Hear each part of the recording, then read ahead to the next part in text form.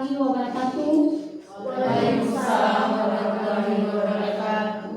Salam. Salam. Om Swastiastu.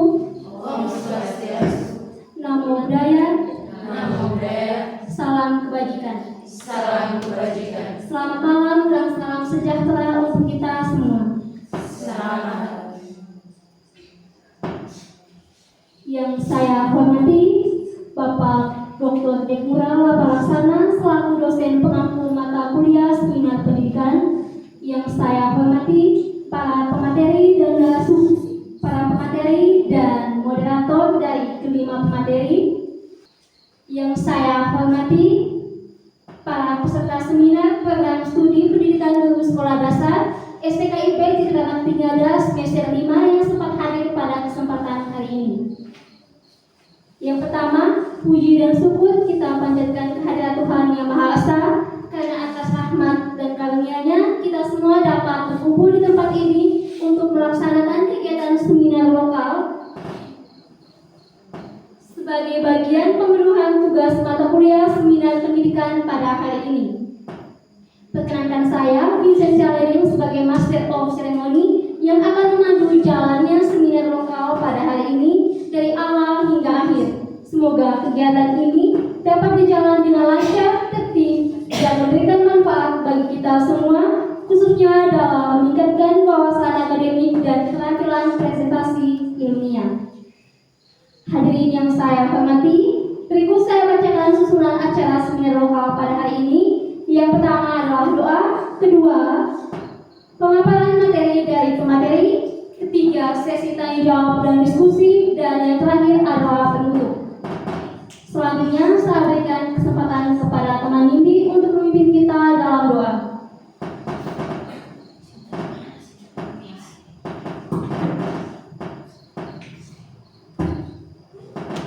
Mari kita siapkan hati kita untuk berdoa.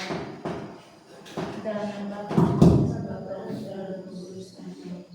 Bapa kami, Bapa di surga, dimuliakan namamu, datanglah kerajaanmu, jadilah kehendakmu di atas bumi seperti dalam surga. Berilah kami rezeki pada hari ini, dan ampunilah kesalahan kami, seperti kami pun mengampuni yang bersalah kepada kami. Dan jangan masukkan kami ke dalam pencobaan, tetapi bebaskanlah kami dari yang jahat. Dalam nama Bapa dan Kudus. Baik, terima kasih kepada teman Nindi sudah memimpin kita dalam doa. Tanpa memperpanjang waktu, selanjutnya waktu dan kesempatan saya berikan kepada moderator dari pemateri pertama. Waktu dan kesempatan saya berikan.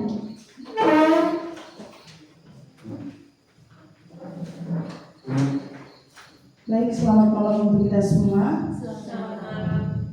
Oke, terima kasih atas waktu dan kesempatan yang diberikan kepada saya.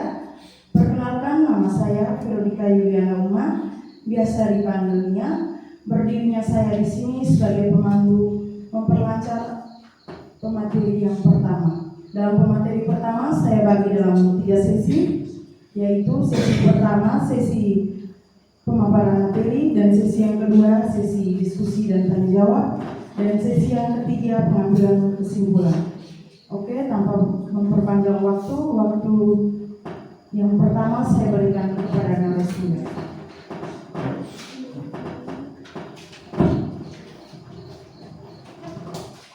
Baik, selamat malam untuk kita semua. Selamat malam. Terima kasih untuk moderator yang sudah memberikan waktu dan kesempatan kepada saya. Sebelum itu, perkenalkan, nama saya Natalia Erlendalaka. Di sini saya akan memaparkan materi dengan judul Pembelajaran Aktif dengan Studi Kasus Kehidupan Nyata menggunakan peristiwa sehari-hari sebagai bahan diskusi dan pemecahan masalah. Pembelajaran aktif adalah pendekatan pembelajaran yang menempatkan siswa sebagai pusat kegiatan belajar di mana mereka terlibat secara langsung dan aktif dalam proses pembelajaran. Metode ini mengharuskan siswa berpartisipasi dalam diskusi, analisis, simulasi, dan pemecahan masalah secara kolaboratif sehingga belajar tidak lagi bersifat pasif atau sekedar menerima informasi. Pelajaran aktif terbukti meningkatkan pemahaman, motivasi, serta keterampilan berpikir kritis dan kreatif siswa.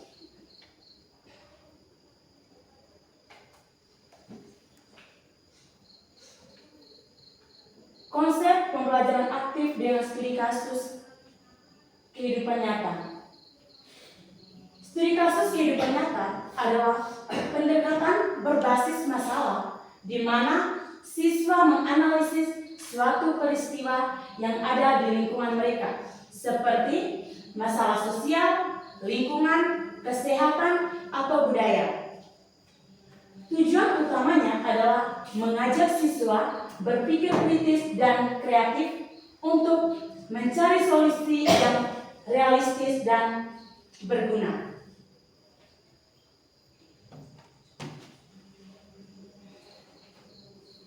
Yang berikut, implementasi dalam pembelajaran. Di sini ada 6. Yang pertama itu pemilihan kasus. Guru memilih atau mengumpulkan kasus dari peristiwa sehari-hari yang relevan dan mudah dipahami siswa. Misalnya, pengelolaan sampah, konflik sosial ringan, atau pengaturan waktu belajar. Yang kedua, pembagian kelompok. Siswa dibagi dalam kelompok kecil untuk memudahkan diskusi aktif dan saling bertukar pendapat. Yang ketiga, analisis kasus. Setiap kelompok mengidentifikasi masalah utama, faktor penyebab, dan dampaknya melalui diskusi intensif. Yang keempat, pemecahan masalah. Kelompok merumuskan solusi atau rekomendasi yang kreatif dari praktis untuk mengatasi masalah kasus. Yang kelima, presentasi dan refleksi. Hasil diskusi dipresentasikan, kemudian dibuka sesi tanya jawab dan refleksi untuk memperdalam pemahaman dan mengevaluasi. Yang keenam, fasilitas guru. Guru bertindak sebagai pembimbing diskusi, memastikan tujuan pembelajaran tercapai dan mendorong siswa berpikir kritis dan bertanggung jawab.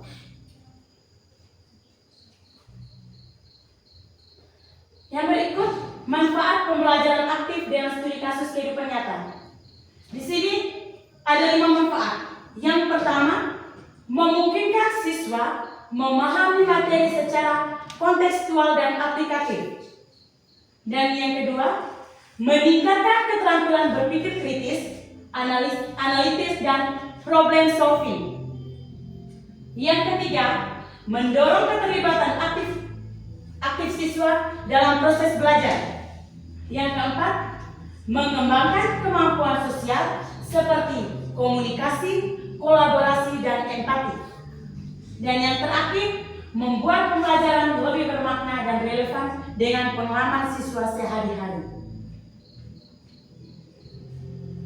Di sini juga memiliki tantangan dan solusi. Tantangan utama yaitu kesiapan guru dalam menerapkan metode ini serta ketersediaan sumber daya pendukung. Solusi yang dapat diterapkan yaitu pelatihan guru, penggunaan kasus lokal yang relevan, serta menciptakan kelas yang kondusif untuk diskusi terbuka dan kolaborasi. Sekian dan terima kasih.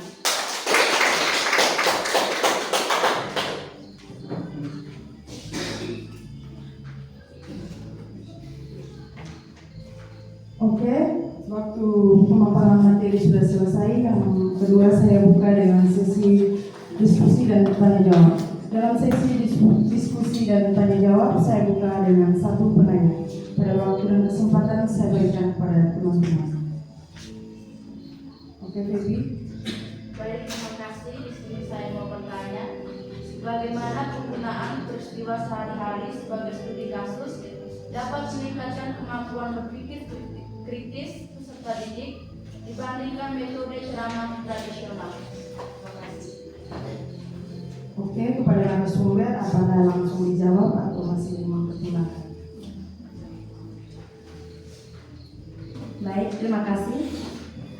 Bagaimana penggunaan peristiwa sehari-hari sebagai studi kasus dapat meningkatkan kemampuan berpikir kritis peserta didik dibandingkan metode ceramah tradisional? Penggunaan peristiwa sehari-hari membuat pembelajaran lebih kontekstual, sehingga peserta didik terdorong untuk menganalisis masalah yang dekat dengan kehidupannya. Hal ini melatih mereka menghubungkan konsep teori dengan realitas, mengevaluasi berbagai sudut pandang, serta mengembangkan argumen logis. Berbeda dengan ceramah tradisional yang cenderung pasif, studi kasus mendorong siswa aktif berpikir dan berdiskusi. Sekian dan terima kasih. Oke, apakah Bibi ada sanggahan? Oke, waktu selanjutnya saya akan mengambil kesimpulan dari materi pertama.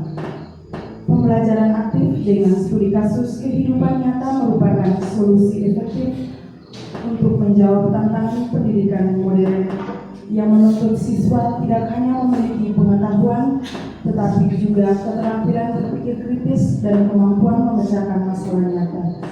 Metode ini menjadikan pembelajaran lebih bermakna, relevan, dan menyenangkan, serta mempersiapkan siswa menghadapi kehidupan yang dinamis dan penuh tantangan. Oke, sekian saja pemateri dari topik 1. Waktu selanjutnya saya serahkan kepada Master of Solomon.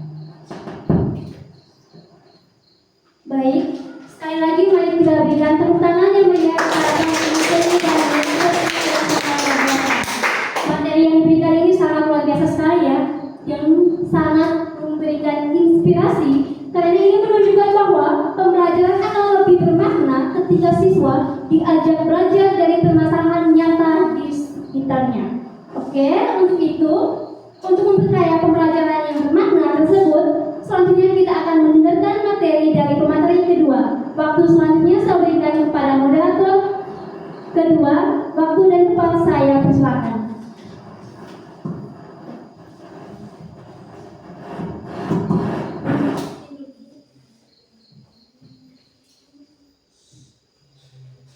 Baik, terima kasih atas waktu dan kesempatan yang telah diberikan kepada saya.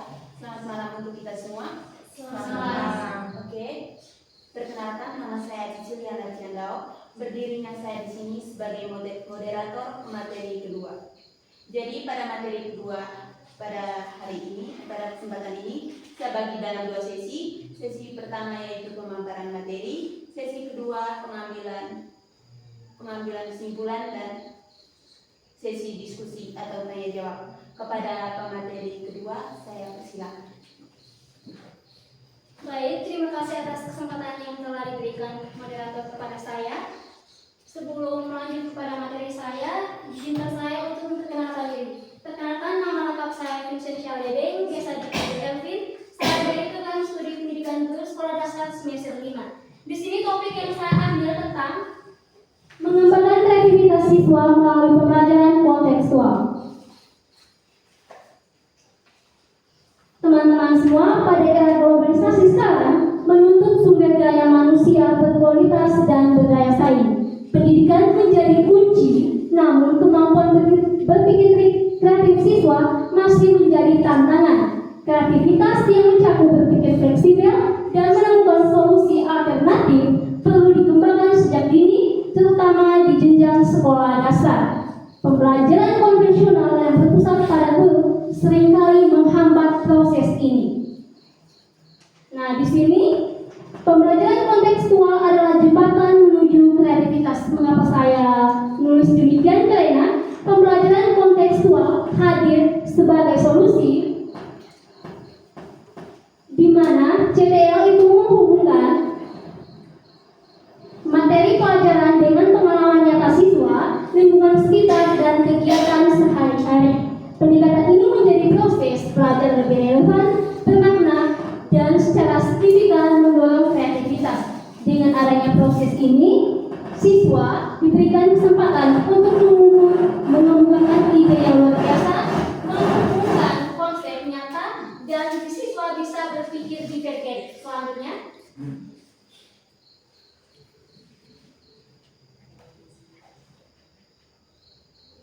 sebelum lanjut kepada tujuan, di sini ada pengertian dari pembelajaran kontekstual atau kita sering sebut yaitu CTL, di mana pendekatan ini adalah pendekatan belajar yang menghubungkan materi pelajaran dengan kehidupan nyata siswa, baik pribadi, sosial, dan kultural, sehingga pembelajaran menjadi relevan dan bermakna.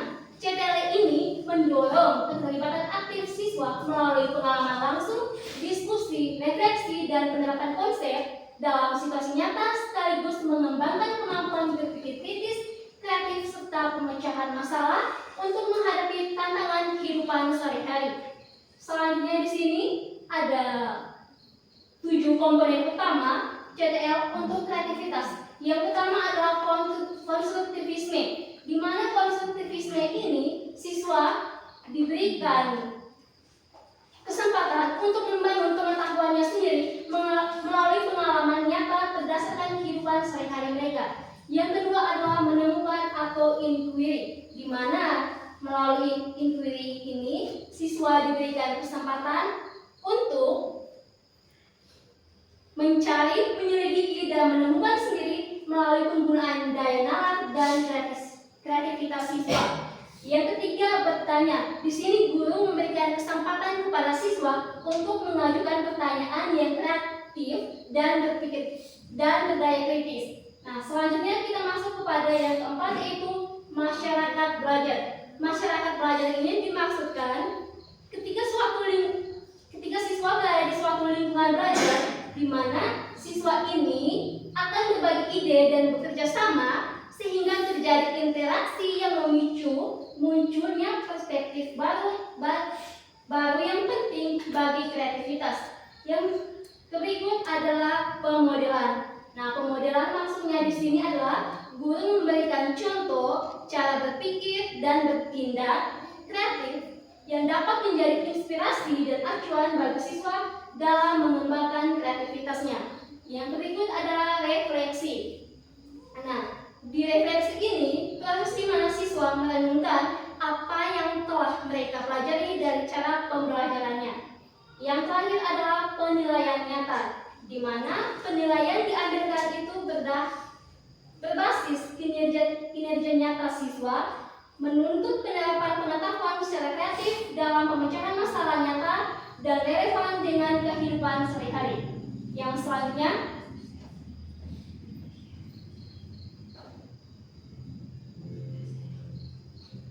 kita masuk pada manfaat pembelajaran kontekstual bagi kreativitas.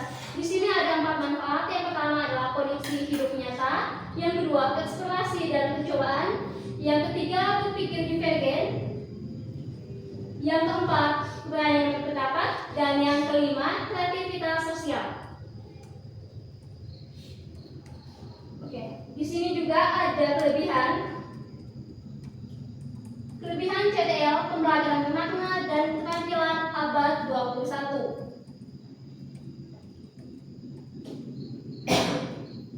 Di sini ada 5 kelebihannya, yaitu pertama, pengalaman belajar bermakna, yang kedua, mengembangkan kreativitas dan kolaborasi, yang ketiga, meningkatkan motivasi, yang keempat, berpikir kritis dan pemecahan masalah, dan yang kelima, cocok untuk pembelajaran tematik. Dengan ada pendekatannya ini dapat meningkatkan motivasi belajar siswa karena pembelajaran akan terasa lebih dekat dengan kehidupan mereka. Selanjutnya, tantangan implementasi CTL. Yang pertama di sini adalah perencanaan dan waktu. Untuk menerapkan CTL ini memerlukan perencanaan dan waktu yang sangat lama. Yang kedua adalah media dan lingkungan. Ketiga, pengelolaan kelas, dan yang keempat adalah kesiapan guru. Selanjutnya, terdapat beberapa strategi penerapan CTL yang sangat efektif. dengan kehidupan siswa. Yang kedua, gunakan metode inquiry. Yang ketiga, mendorong siswa bertanya. Yang berikut, pembelajaran berbasis proyek. Yang berikutnya, hadirkan masyarakat belajar. Penggunaan media kontekstual, dan yang terakhir, penilaian autentik. Selanjutnya, di sini ada contoh studi kasus yang saya ambil, yaitu peningkatan kreativitas, seni budaya, dan keterampilan di SDN 236 Beringin. Dengan latar belakang permasalahan yang diambil di sini adalah kreativitas siswa sangat rendah, siswa pasif, kurang antusias, dan sulit mengaitkan materi dengan pengalaman nyata. Nah, setelah menggunakan pendekatan CTL di sini, aktivitas siswa bukti sangat efektif untuk meningkatkan kreativitas dan hasil belajar siswa, terutama dalam seni dan keterampilan. Berikut contoh studi kasus kedua yang saya ambil, yaitu pengaruh pembelajaran kontekstual berbasis kearifan lokal terhadap keterampilan menyimak siswa SD. Masalahnya di sini, keterampilan menyimak sangat rendah, pembelajaran berpusat pada guru, dan materi sangat membosankan. Dengan adanya pendekatan CTL ini,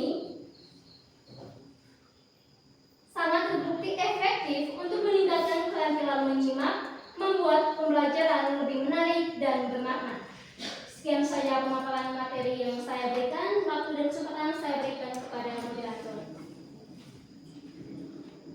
Baik, terima kasih kepada pemateri yang telah memaparkan materinya. Selanjutnya saya buka pada sesi kedua, yaitu tanya jawab. Di sini saya batasi dengan 1 penanya. Kepada yang mau bertanya, saya persilakan. Oke.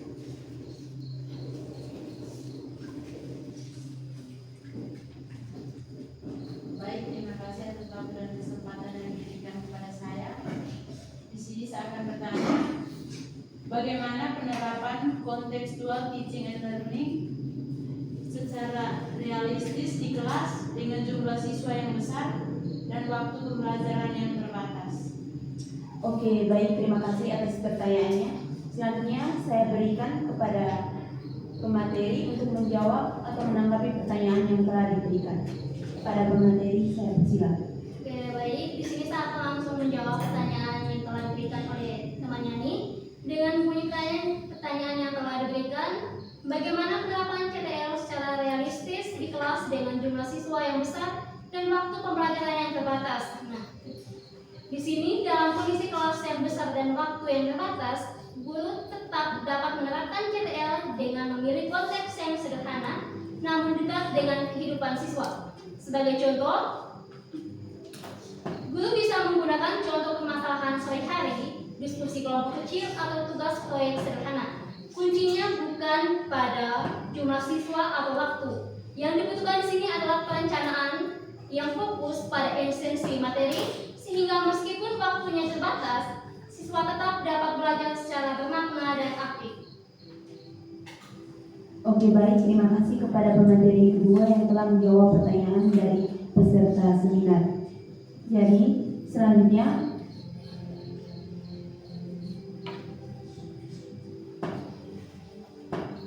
saya akan membacakan kesimpulan dari pemateri kedua. Jadi, kesimpulannya adalah pembelajaran kontekstual atau CTL adalah pendekatan yang sangat efektif dalam mengembangkan kreativitas siswa, khususnya di jenjang sekolah dasar. Dengan menghubungkan materi pembelajaran dengan konteks kehidupan sehari-hari, CTL menjadikan proses belajar lebih relevan, bermakna, dan memotivasi siswa untuk aktif dan kreatif. Pembelajaran bermakna di mana mengaitkan materi dengan konteks nyata siswa, terus pengembangan kreativitas di mana mendorong berpikir fleksibel dan solusi inovatif. Yang berikut, Berpikir kritis, menganalisis dan memecahkan masalah nyata. Terus yang berikut, keterampilan kolaboratif, di mana meningkatkan komunikasi dan kerjasama sosial. Yang berikut, peningkatan motivasi, di mana siswa lebih terlibat aktif dalam belajar.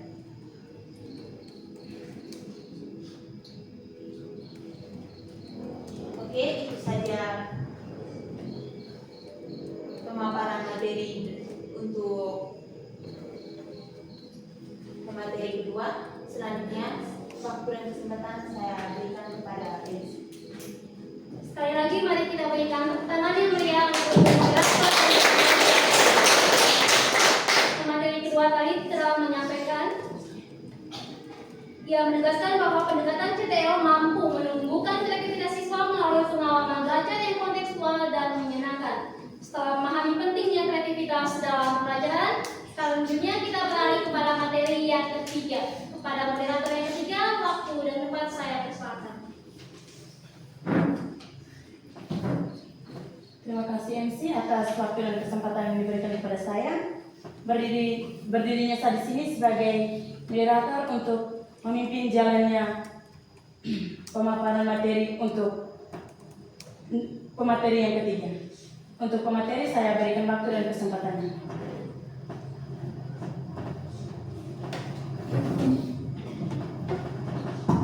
Oke, baik, terima kasih kepada moderator yang telah memberikan waktu kepada saya. Jadi, perkenalkan, nama saya Ciciliana Chandra. Berdirinya saya di sini sebagai pemateri ketiga. Oke, topik yang saya ambil di sini yaitu pemanfaatan lingkungan sekitar sebagai media pembelajaran. Pendidikan bertujuan mengembangkan potensi peserta didik secara menyeluruh untuk menciptakan suasana belajar yang aktif, inovatif, kreatif, dan menyenangkan. Guru dapat memanfaatkan lingkungan sekitar sebagai media pembelajaran. Lingkungan tidak hanya berfungsi sebagai tempat berlangsungnya kehidupan, tetapi juga bersumber belajar yang kaya dan kontekstual. Pendekatan ini membuat pembelajaran lebih bermakna dan relevan dengan kehidupan nyata. Yang pertama, belajar kontekstual menghubungkan teori dengan realitas, di mana belajar kontekstual teaching and learning atau CTL adalah pendekatan belajar yang mengaitkan teori atau mata pelajaran dengan situasi nyata dalam kehidupan sehari-hari, sehingga apa yang dipelajari dapat dipahami lebih bermakna dan relevan. Dalam belajar kontekstual dan menghubungkan teori dengan realitas terbagi menjadi tiga. Yang pertama, prinsip CTL, yang dimana prinsip CTL, pembelajaran kontekstual mengaitkan materi dengan situasi dunia nyata. Yang kedua, pembelajaran bermakna, di mana siswa tidak hanya memahami teori, tetapi juga mampu menerapkannya dalam kehidupan sehari-hari. Yang ketiga, pengembangan keterampilan, di mana dapat menumbuhkan kepedulian lingkungan, observasi, berpikir kritis, dan pemecahan masalah.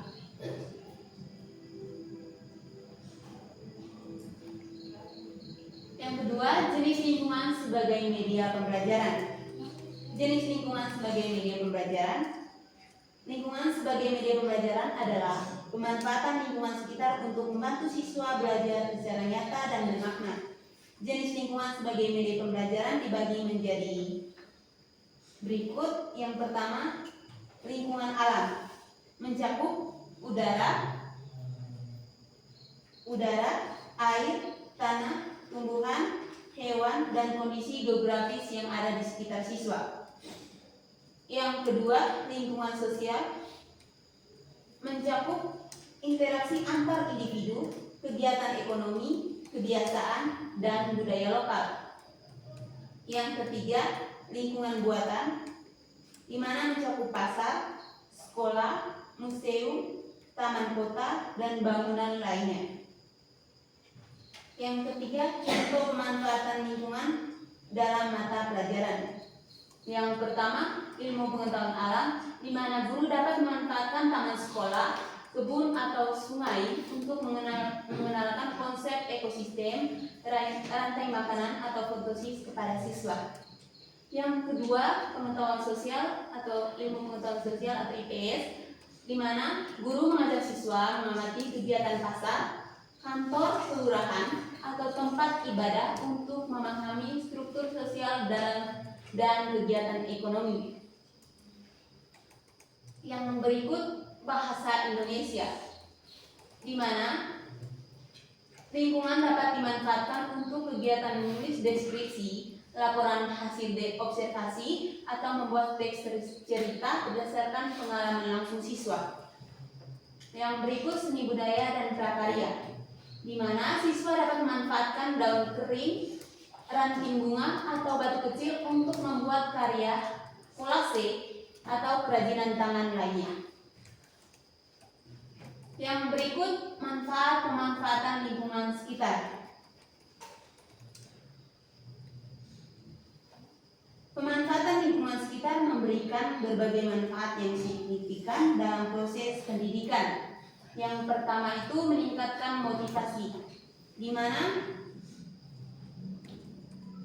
dapat membantu minat belajar siswa karena kegiatan belajar yang dilakukan di luar kelas lebih menarik dan menyenangkan, dan mereka dapat terlibat secara langsung dalam proses belajar, dan siswa juga lebih aktif dan antusias dalam mengikuti pembelajaran. Yang kedua itu mengembangkan berpikir kritis. Siswa dihadapkan pada situasi nyata yang menuntut observasi dan analisis. Yang ketiga, menumbuhkan kepedulian, di mana siswa belajar menjaga kelestarian lingkungan.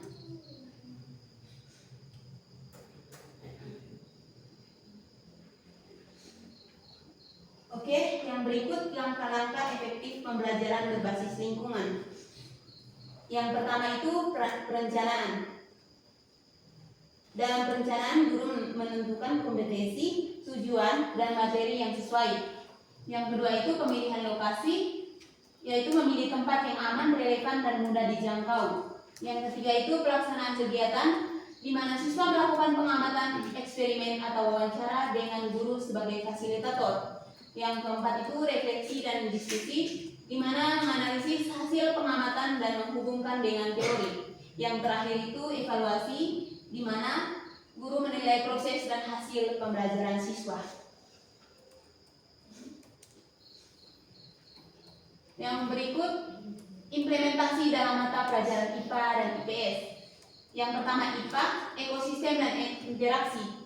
Siswa mengamati taman sekolah, mencatat jenis makhluk hidup, dan menganalisis rantai makanan, dan manfaatnya yaitu memahami ekosistem secara langsung. Yang kedua, IPS, di mana kegiatan ekonomi masyarakat, di kunjungan ke pasar tradisional untuk mengamati jual beli, wawancara pedagang, dan mencatat jenis pekerjaannya.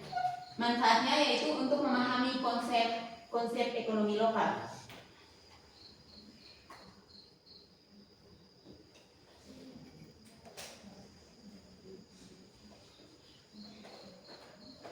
Yang berikut bahasa Indonesia yaitu menulis deskripsi, di mana siswa mengamati taman atau tempat wisata lalu menulis teks deskripsi berdasarkan observasi. Manfaatnya yaitu untuk mengungkapkan hasil pengamatan dalam tulisan yang jelas.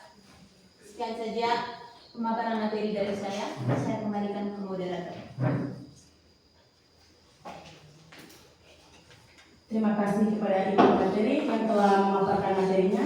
Selanjutnya saya berikan satu penanya untuk memberikan pertanyaan. Kepada penanya saya berikan waktu dan kesempatan.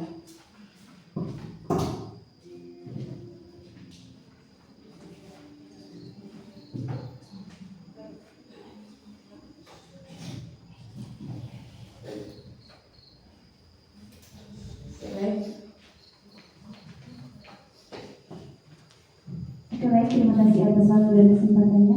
Langsung saja, mengapa penting bagi siswa SD untuk belajar menggunakan lingkungan sekitar sebagai sumber pengetahuan? Terima kasih. Bagaimana Ibu narasumber, apakah langsung menjawab? Oke, baik, terima kasih atas pertanyaannya. Di sini saya langsung jawab pertanyaannya. Mengapa penting bagi siswa SD untuk belajar menggunakan lingkungan sekitar sebagai sumber pengetahuan? Karena pembelajaran menjadi lebih konkret dan bermakna. di mana anak SD masih berada pada tahap berpikir konkret, di mana dengan memanfaatkan lingkungan sekitar, rumah, sekolah, taman, pasar, dan lain-lain, itu mereka lebih mudah memahami materi pelajaran karena mereka dapat melihat dan memahami langsung. Yang kedua itu meningkatkan minat dan motivasi belajar siswa. Yang ketiga menghubungkan teori dengan kehidupan nyata. Yang keempat menumbuhkan rasa peduli terhadap lingkungan, dan yang kelima mengembangkan keterampilan sosial. Terima kasih. Bagaimana? Sudah pas? Oke, terima kasih. Jadi pembelajaran yang bermakna dan kontekstual memiliki pemanfaatan lingkungan, yaitu kita sebagai media pembelajaran adalah strategi yang sangat efektif untuk menciptakan pengalaman belajar yang aktif, inovatif, dan bermakna bagi peserta didik. Pendekatan ini tidak hanya meningkatkan motivasi dan minat belajar, tetapi juga mengembangkan keterampilan penting seperti berpikir kritis, observasi, dan komunikasi. Sekian dan terima kasih. Saya berikan waktu dan kesempatan kepada MC. Baik, sekali lagi mari kita berikan tepuk tangan yang meriah kepada materi yang ketiga ini sangat luar biasa sekali, karena materi ini membuka wawasan kita bahwa lingkungan sekitar merupakan sumber belajar yang kaya, murah, dan sangat relevan bagi siswa. Selanjutnya kita lanjut kepada materi yang keempat. Pada materi keempat dan moderator yang keempat, waktu dan kesempatan saya berikan.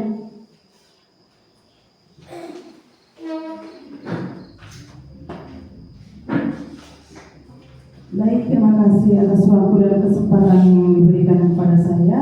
Oke, langsung saja pemateri yang keempat saya buka dengan 3 sesi. Yang pertama sesi pemaparan materi, dan yang kedua sesi diskusi. Dalam sesi diskusi ini saya buka dalam satu penanya saja, dan sesi yang ketiga yaitu sesi pengambilan kesimpulan. Oke, waktu selanjutnya saya berikan kepada narasumber. Oke, baik, selamat malam kita semua. Jadi sebelum itu perkenalkan, nama saya Maria Yasintawale. Di sini saya akan membawa materi peran guru dalam menciptakan pengalaman belajar yang relevan dan strategi guru agar pembelajaran bermakna bagi siswa. Yang pertama, pentingnya pendidikan.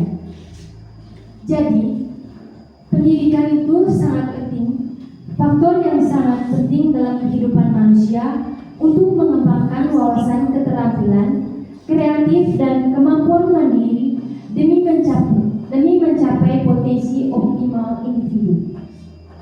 Di sini juga ada tujuan pendidikan. Pendidikan bertujuan untuk membentuk kreativitas siswa dan meningkat kooperatif mereka sesuai dengan visi yang tercantum dalam Undang-Undang Nomor 20 Tahun 2003 mengenai sistem pendidikan.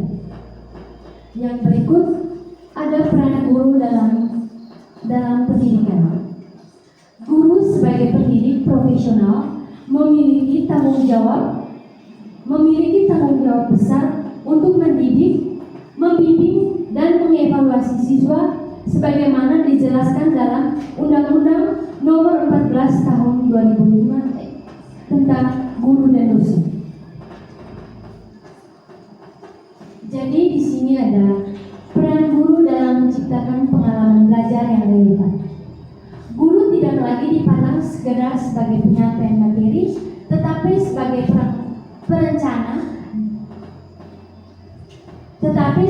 perencana pengalaman belajar yang membantu siswa menghubung apa yang dipelajari di kelas dengan realitas atau dalam kehidupan sehari-hari.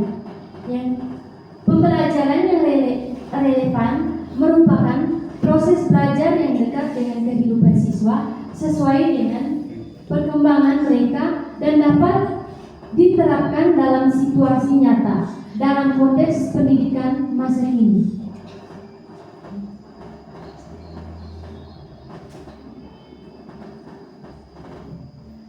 Yang berikut, lingkungan sebagai sebagai sumber dan media belajar.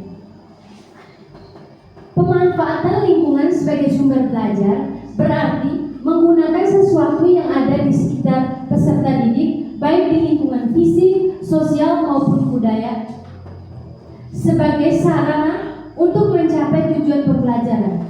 Lingkungan berfungsi sebagai kelas tak terbatas yang menyediakan materi, data, dan pengalaman langsung. Di sini ada dua. Yang pertama, menggunakan pengalaman nyata. Melalui pendekatan berbasis lingkungan, siswa dibatalkan dalam kegiatan belajar yang berbasis pengalaman.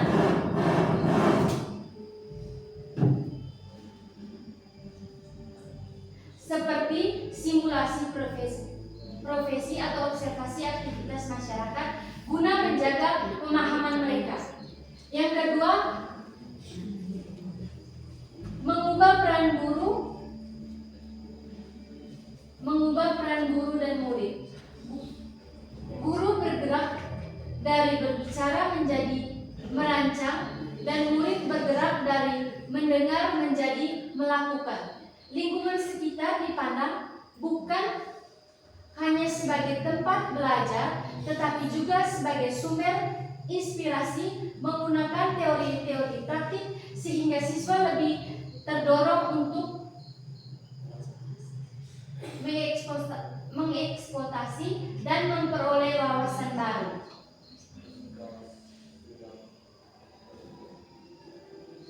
Yang berikut ada contoh implementasi pembelajaran yang relevan dan bermakna. Pembelajaran yang relevan dan bermakna diciptakan ketika siswa dapat melihat hubungan langsung apa yang mereka pelajari di kelas dengan dunia nyata atau lingkungan sekitar. Contoh pada pembelajaran IPS menjelaskan konsep getaran dan bunyi menggunakan alat musik tradisional seperti gong dan tifa sehingga siswa dapat memahami bagaimana bunyi dihasilkan melalui demonstrasi langsung. Yang kedua,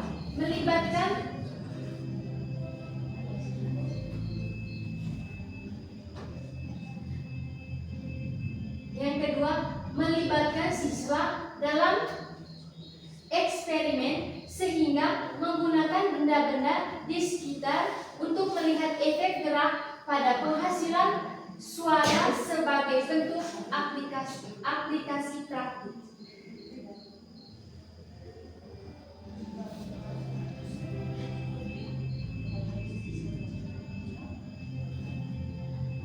Jadi itu saja materi yang saya bawa. Sekarang saya kembali ke moderator. Oke, terima kasih kepada narasumber. Pemaparan materi sudah selesai. Waktu berikutnya saya berikan kepada teman-teman untuk bertanya. Oke, waktu dan kesempatan saya berikan.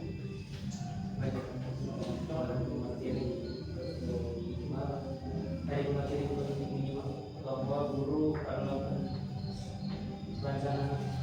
perancangan pengalaman, namun di lapangan seringkali fasilitas terbatas. Nah, bagaimana sarana Bapak Ibu guru agar tetap bisa menciptakan suasana belajar dengan sumber daya yang tinggi? Oke, terima kasih. Oke, waktu selanjutnya saya berikan kepada narasumber untuk menjawab pertanyaan. Oke, baik, Saudara Ois. Jadi pertanyaannya di sini, bagaimana saran Bapak atau Ibu guru agar guru tetap bisa menciptakan suasana belajar dengan sumber daya yang minim atau terbatas. Nah, menciptakan pengalaman belajar yang relevan bukan tentang kemewahan fasilitas atau kecanggihan teknologi, melainkan tentang kemampuan guru dalam menghubungkan pembelajaran dengan kehidupan sehari-hari. Intinya bukan tentang apa alatnya, tetapi tentang apa hubungannya. Keterbatasan fasilitas justru merupakan peluang bagi guru untuk mewujudkan bahwa belajar itu tidak terbatas pada dinding atau peralatan, bukan pada dinding atau peralatan mahal, melainkan tentang cara guru bagaimana mereka bisa memberikan pembelajaran yang bermakna bagi siswa. Saya kira itu saja yang bisa saya jelaskan. Saya kembali ke moderator. Oke, pematerinya dari narasumber yang sudah jawab, apakah jawabannya sudah pas? Oke, terima kasih. Di sini saya akan membacakan kesimpulan dari pemateri kita yang keempat. Pembelajaran yang relevan dan bermakna bergantung secara langsung pada peran aktif dalam desain profesional guru. Guru bukan sekedar penyampaian materi, melainkan fasilitator, mediator, motivator, perencanaan pembelajaran, dan hubungan antara materi dan konteks kehidupan siswa. Intinya, kualitas interaksi pedagogis dan relevansi konteks adalah kunci agar pembelajaran tidak hanya informatif, tetapi juga transformatif bagi perkembangan kognitif, emosional, dan sosial peserta didik. Oke, sekian saja dari saya. Waktu dan kesempatan saya berikan kepada MC. Baik, sekali lagi mari kita berikan tepuk tangan yang meriah kepada Oke, selanjutnya kita masuk pada materi yang terakhir. Sebelum itu saya sangat mengapresiasikan dari pemateri keempat tadi yang menunjukkan bahwa guru itu memiliki peran yang sangat strategis sebagai fasilitator dalam menciptakan pengalaman belajar yang bermakna dan sesuai dengan kehidupan siswa. Baik, selanjutnya kita masuk kepada materi yang terakhir dengan saya sendiri sebagai moderator. Waktu dan kesempatan saya berikan kepada pemateri yang kelima untuk memaparkan materinya.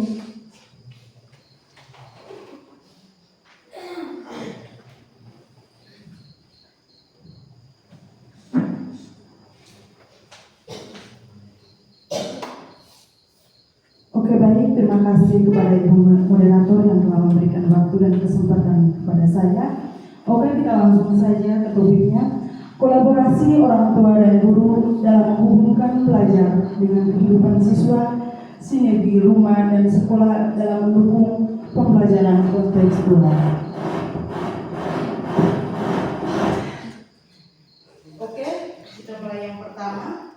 Yang pertama, pendidikan adalah proses yang dilakukan secara sadar dan terencana untuk mengembangkan potensi anak, baik dari segi pengetahuan, sikap maupun keterampilan. Namun, pendidikan bukan hanya tanggung jawab sekolah, melainkan juga tanggung jawab orang tua dan lingkungan sekitar. Anak menghabiskan waktu lebih banyak di rumah dibandingkan di sekolah.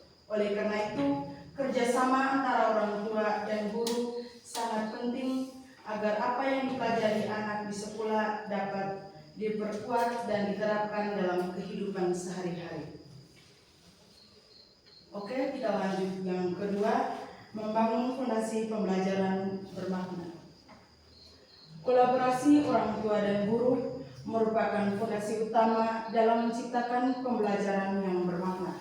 Ada 3 pusat pendidikan utama, yaitu yang pertama keluarga, yang kedua sekolah, dan yang ketiga masyarakat.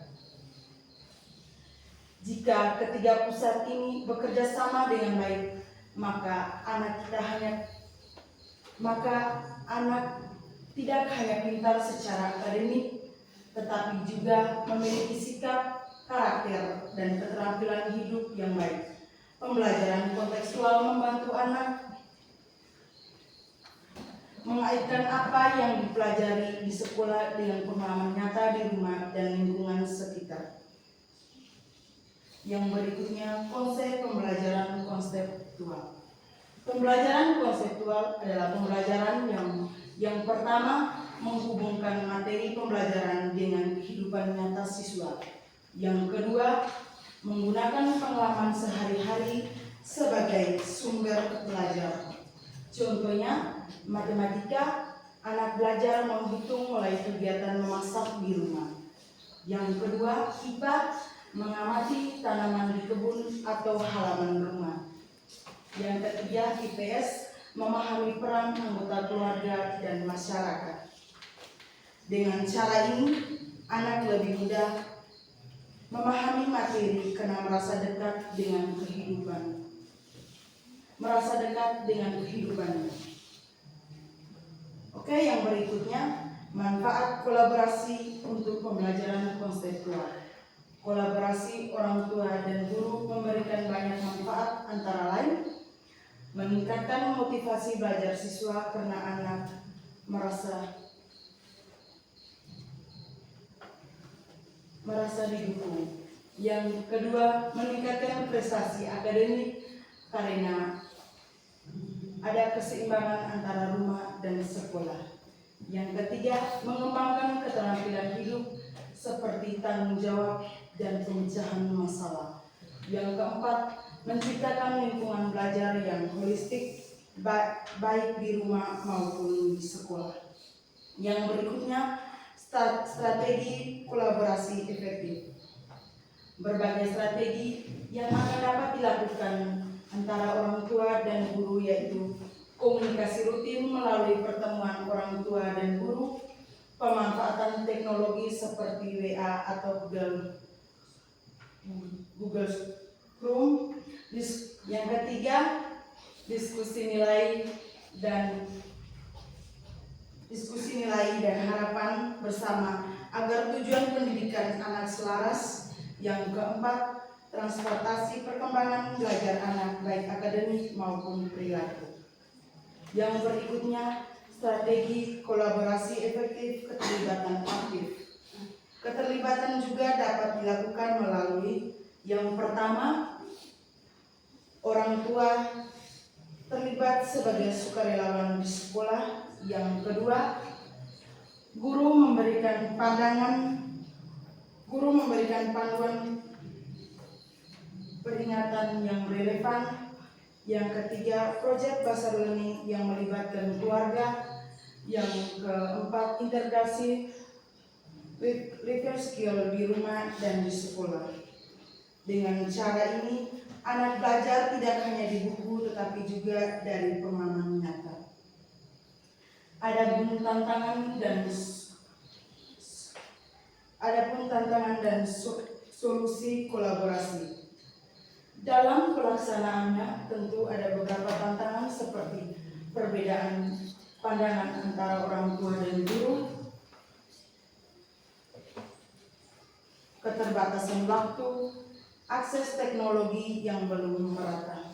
Solusinya adalah membangun komunikasi terbuka, mengadakan pelatihan bersama, mendesain program kolaboratif yang inklusif dan fleksibel. Sekian saja dari saya. Waktu kesempatan saya berikan kepada moderator. Baik, terima kasih kepada pemateri yang kelima yang telah memaparkan materinya. Selanjutnya kita masuk pada sesi diskusi.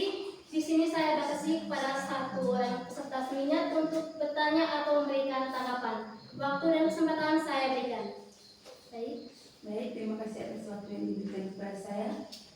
Perkenalkan, nama lengkap saya Rosalina Rizkianarso. Lanjut. Di sebuah sekolah dasar, guru sudah menerapkan pembelajaran kontekstual di kelas. Namun, hasil belajar siswa belum maksimal karena sebagian orang tua kurang terlibat dalam proses belajar anak di rumah.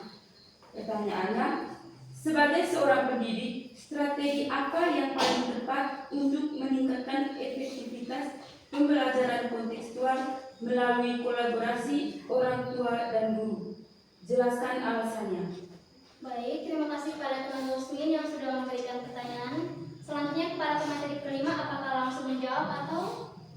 Oke, saya akan langsung menjawab pertanyaan dari Saudari Rusmin. Dengan bunyi pertanyaan, sebagai seorang pendidik, strategi apa yang paling tepat untuk meningkatkan efektivitas pembelajaran kontekstual melalui kolaborasi orang tua dan guru? Jelaskan alasan Anda. Oke, strategi strategi yang paling tepat adalah membangun komunikasi dan kerjasama aktif antara orang tua dan guru, misalnya melalui pertemuan rutin, penggunaan media komunikasi atau WA atau Google Classroom, serta melibatkan orang tua dalam proyek pembelajaran berbasis kehidupan sehari-hari. Alasannya, pembelajaran kontekstual lebih efektif jika apa yang dipelajari siswa di sekolah diperkuat dan diterapkan di rumah. Dengan kolaborasi yang baik, orang tua dapat membantu anak menghubungkan materi pembelajaran dengan pengalaman nyata sehingga meningkatkan pemahaman, motivasi belajar, dan perkembangan karakter siswa secara menyeluruh. Sekian saja dari saya. Baik, terima kasih kepada pemateri yang kelima yang sudah menjawab pertanyaan dari teman Rosmin. Bagaimana teman Rosmin? Apakah ada tanggapan? Baik, setelah pemaparan dari pemateri kelima dan jawaban yang telah diberikan, di sini dari topik yang telah dibahas tadi dapat saya ambil kesimpulan bahwa kolaborasi antara orang tua dan guru memiliki peran yang sangat penting dalam menghubungkan proses belajar di sekolah dengan kehidupan nyata siswa. Sinergi yang baik antara rumah dan sekolah memungkinkan terciptanya pembelajaran kontekstual, yaitu pembelajaran yang relevan dengan pengalaman, budaya, dan lingkungan sehari-hari siswa. Melalui komunikasi yang terbuka, saling percaya, serta keterlibatan aktif orang tua dalam mendampingi anak belajar di rumah, nilai-nilai dan pengetahuan yang diperoleh di sekolah dapat diperkuat dan diterapkan dalam kehidupan nyata. Dengan demikian, siswa tidak hanya memahami materi secara akademis, tapi juga mampu mengembangkan sikap, keterampilan, dan karakter yang dibutuhkan dalam kehidupan sosial. Oleh karena itu, kolaborasi orang tua dan guru merupakan fondasi penting dalam menciptakan pembelajaran yang bermakna, berkelanjutan, dan berpusat pada kebutuhan siswa. Baik, terima kasih peserta seminar semuanya. Pemaparan materi kami telah selesai. Sekali lagi, mari kita berikan tepuk tangan yang meriah untuk para materi yang menjelaskan pada hari ini. Karena pemaparan materi kita sudah selesai, di sini saya selaku MC dapat mengambil kesimpulan dari pemaparan materi yang tadi, yaitu hadirin yang kami hormati, sebagai penutup dari rangkaian pemaparan materi pada seminar ini, dapat disimpulkan bahwa pembelajaran kreatif melalui pendekatan kontekstual mampu menciptakan proses belajar yang aktif, bermakna, dan relevan dengan kehidupan sehari-hari siswa. Pendekatan kontekstual teaching and learning tidak hanya meningkatkan pemahaman akademik, tetapi juga mengembangkan kreativitas, keterampilan berpikir kritis, serta karakter peserta didik. Peran guru yang inovatif serta dukungan dan kolaborasi orang tua menjadi faktor penting dalam keberhasilan pembelajaran kontekstual di sekolah dasar. Dengan demikian, diharapkan pendekatan ini dapat diterapkan untuk meningkatkan kualitas pembelajaran di lingkungan pendidikan kita. Hadirin yang saya hormati, demikian rangkaian kegiatan seminar lokal pada hari ini sebagai bagian dari mata kuliah seminar pendidikan. Saya mengucapkan terima kasih kepada para materi dan moderator serta seluruh peserta seminar, mahasiswa program studi pendidikan sekolah dasar semester 5 yang telah berpartisipasi aktif dalam kegiatan seminar kita hari ini. Semoga kegiatan ini dapat memberikan manfaat dan meningkatkan kompetensi akademik, keterampilan presentasi, serta kemampuan berdiskusi sebagai calon pendidik sekolah dasar. Saya selaku MC mohon maaf apabila dalam memandu kegiatan terdapat kekurangan. Akhir kata, wassalamualaikum warahmatullahi wabarakatuh. Sekian dan terima kasih.